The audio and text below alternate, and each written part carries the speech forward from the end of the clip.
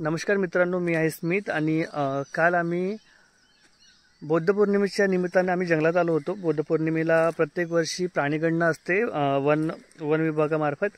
तर आम्ही काल रात्री 9 वाजता जवळपास आम्ही जंगलामध्ये पोहोचलो आणि तुम्हाला विश्वास नाही होणार, फक्त जंगलामध्ये राहून मजा पाहण्यासाठी आणि प्राणीगणनेसाठी प्राणी पाहायला मिळतील म्हणून आम्ही रात्री घरी शिव्या खाऊन जंगलामध्ये आलो। तेही बाईकनं, अशा जंगलामध्ये जिथं रस्त्याची हालत बरोबर नाही आहे आणि येताना जाताना आम्हाला कधीही प्राणी दिसायची शक्यता असते। अशा ठिकाणी आम्ही काल बाईकनं आलो आहे आणि इथं पोहोचल्यानंतर पूर्ण रात्रभर चंद्राच्या प्रकाशामध्ये आम्ही प्राण्यांना शोधत बसलो पानवट्याजवळ।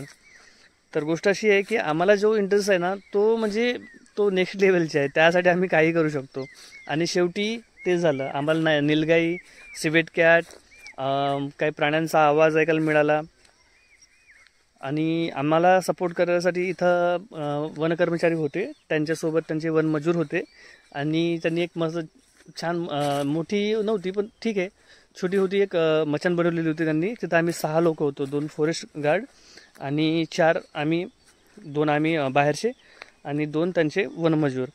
आणि मी तुम्हाला व्हिडिओमध्ये दाखवणारच आहे मचान कशा प्रकारची होती। प्राणी तुम्हाला दाखवू शकत नाही काही गोष्टीमुळे, पण आम्हाला नीलगाई, सिवेट कॅट, रात्री रानगवे, अस्वली पाहायला मिळाले। आणि रात्री एकदा काय झालं की एक खूप मोठ्या जोरात वाघाची कॉलिंगसुद्धा झालेली आहे आणि तो आवाज रेकॉर्ड करायचा प्रयत्न केला पण तो झालेला नाही आहे। आणि पक्ष्यांचा आवाज तर नेहमीच येतच राहतो जंगलामध्ये, म्हटलं तर बिना पक्ष्यांना काहीच होणार नाही आहे। तर अशा गोष्टी आम्हाला इथं पाहायला मिळाल्या, अनुभव करायला मिळाल्या। मी तुम्हाला व्हिडिओमध्ये दाखवणार कोणत्या मचानीमध्ये आम्ही होतो आणि तोच हो मग तो